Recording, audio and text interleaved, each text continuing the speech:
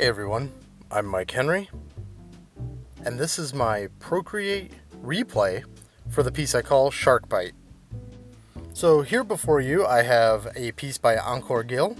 It's a draw this in your style that he did a little bit ago. Encore is an awesome dude. I highly recommend going and following him. That's his Instagram right there. And I decided to do my own take on this because that's the whole point of a draw this in your style, right? Now, I'm not going to slow this down. I'm actually going to speed it up just a little bit, and I'm not going to talk over it because you guys have seen these techniques a million times. We're just going to let it roll, and then I'll come in at the very end and say some things. So, hope you enjoy.